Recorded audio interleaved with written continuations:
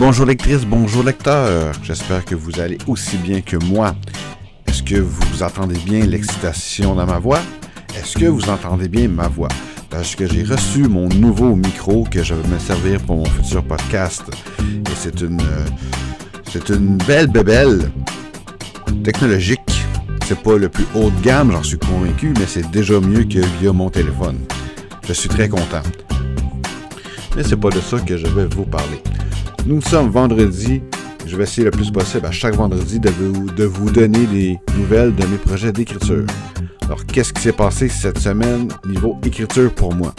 Tout d'abord, je vous dévoile le titre officiel du tome 2, bien que ce ne soit pas un secret pour personne, puisque le titre est affiché sur mon site internet.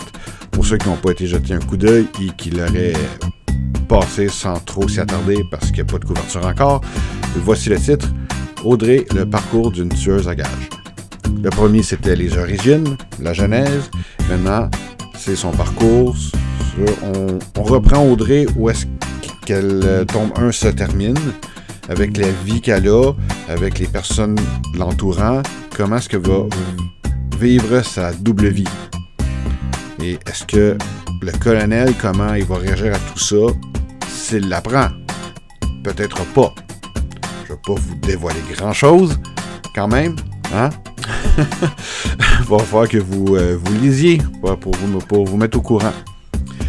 Dans le premier tome, il y avait des flashbacks de la vie de famille d'Audrey. Dans le deuxième, il y a aussi des flashbacks, pas de sa vie de famille, mais de sa vie, sa période de vie dans l'équipe de commando spécial Catbring.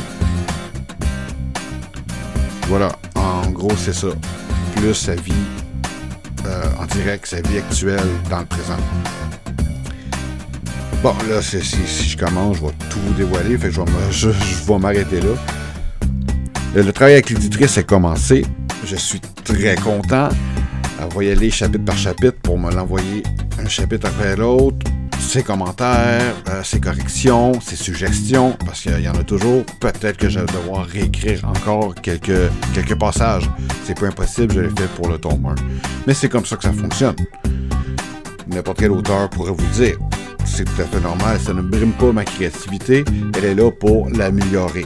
Et d'ailleurs, dans ses notes, je pense que je l'ai dit la semaine passée, elle m'a remarqué une amélioration dans mon orthographe, dans ma syntaxe, dans ma grammaire, dans la façon d'écrire.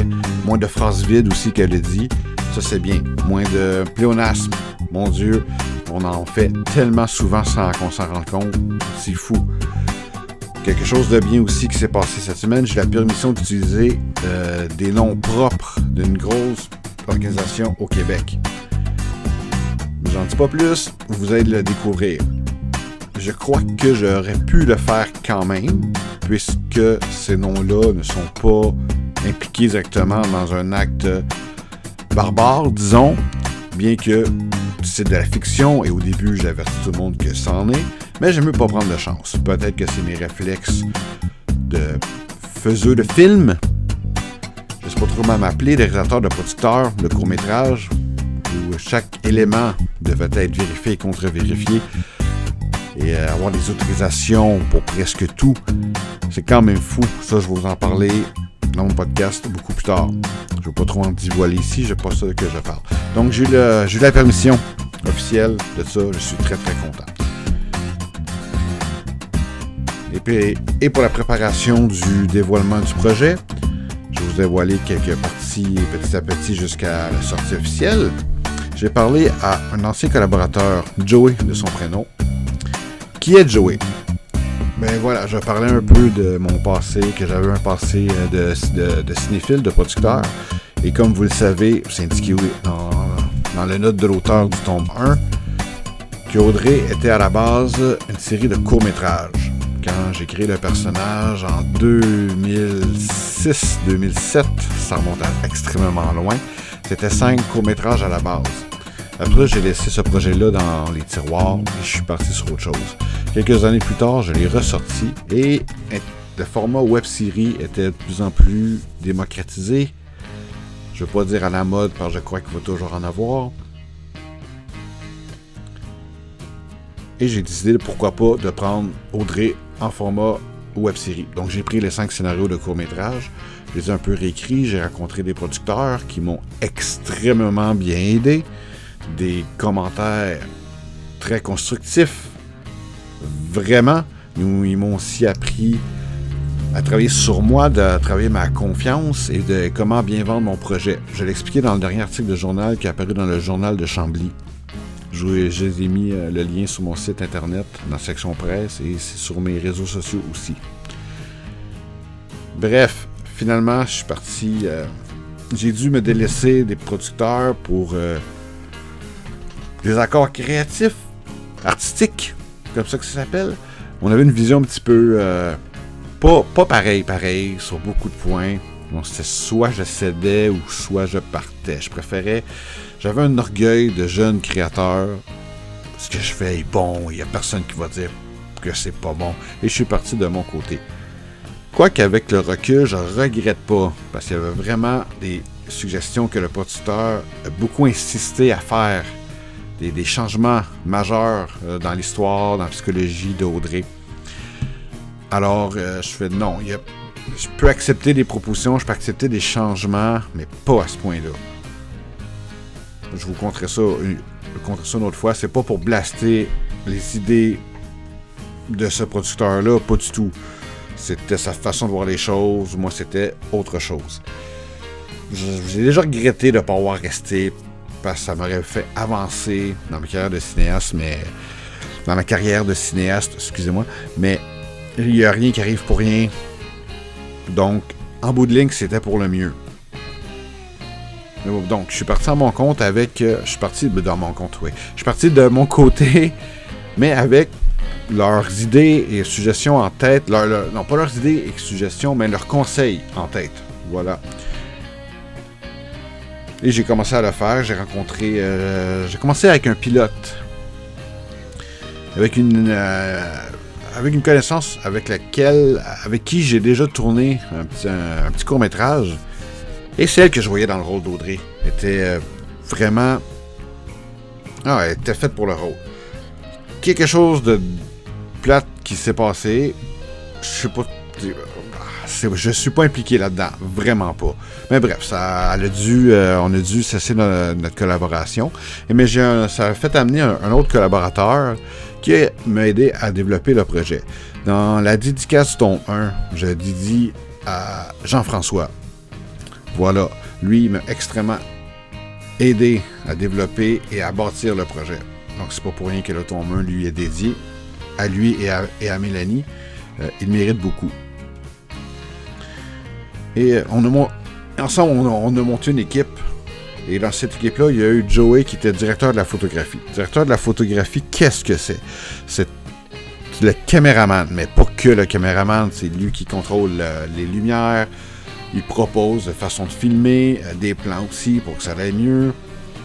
Et j'ai travaillé avec beaucoup de directeurs de la photographie, beaucoup de caméramans. Et lui, vraiment, c'est le meilleur que j'ai pu avoir.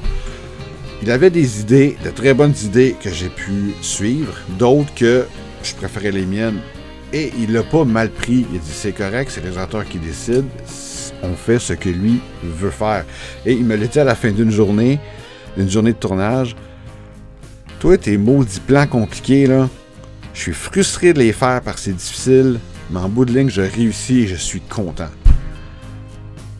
Wow! On avait une collaboration vraiment énorme. On était beaucoup... On s'est vite compris sur qu'est-ce que la série devait avoir l'air. Je me souviens, la scène d'ouverture se passait dans une piscine. Ça tournait pas en Colombie-Britannique, ça se passait là. J'avais le décor pour ça, mais avec le retard que ça a pris pour le changement d'équipe, on ne pouvait plus tourner dans une piscine au Québec, il commençait à faire trop froid. Donc Jean-François a proposé, on pourrait tourner ça dans mon spa. J'ai même un gazebo. Ça vous rappelle quelque chose, ceux qui ont lu le 1? Ok, oui, bonne idée, on s'en va voir ça, Jean-François, moi et Joey. Et Joey m'arrête. Il me dit, j'ai une meilleure idée. On peut-tu attendre l'hiver pour le tourner? Nous étions d'automne.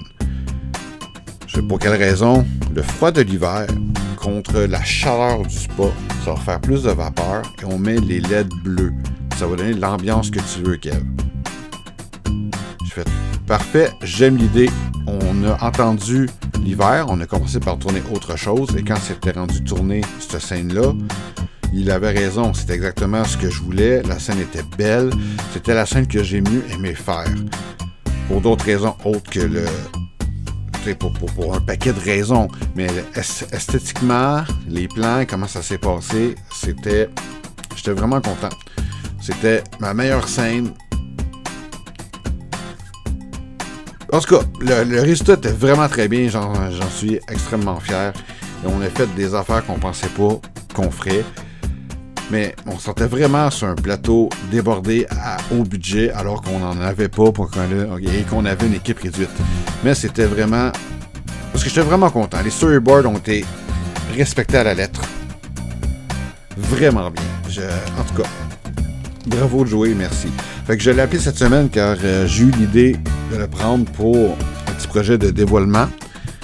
Et si tout va bien, il va être là, il va vérifier son horaire. Il est censé me rappeler demain.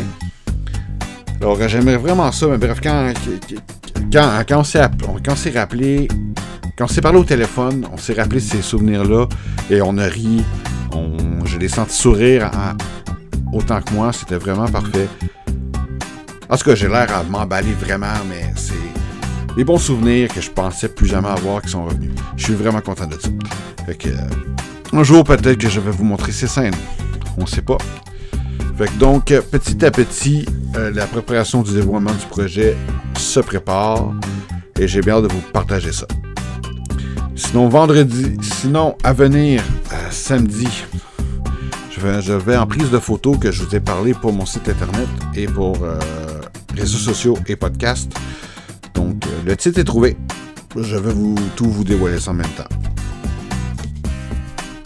C'est une amie qui va prendre les photos. Fait 30 ans que je ne l'ai pas vue. Sa petite fille, elle a grandi. J'ai hâte de la revoir. Toujours souriante. Vraiment le fun. Alors voilà ce qui est ça. J'en ai dit plus que je pensais à dire. Mais bon, je vais vous résumer ça. Le travail avec l'éditrice est commencé. Les dévoilements du projet que je vous réserve s'en vient de très bons pieds et rapidement. Mes photos s'en viennent. Et j'ai un nouveau micro. En gros, c'est ça. Alors, je m'emporte beaucoup. Les podcasts risquent d'être intéressants. Je ne peux pas dire long, parce que long, c'est quand quelque chose est plate. Mais ça va être intéressant. Je vous le souhaite. Je vais essayer de l'être le plus possible. Donc, avant de finir, je remercie Sylvie. J'ai essayé de suivre tes conseils en parlant. J'espère que j'ai pas fait trop de j'ai essayé de me contrôler, c'est pas évident, mais ça va s'améliorer avec le temps. Avec, si vous les avez comptés, j'espère que j'en ai moins que la dernière fois. Merci à Chloé pour ton cue sur le micro à acheter pour ça. J'espère que ça vaut la peine, c'est vous qui allez me le dire. Donc je vais finir comme j'ai fini d'habitude. Peu importe ce que vous lisez bien et parlez-en. On se revoit la semaine prochaine.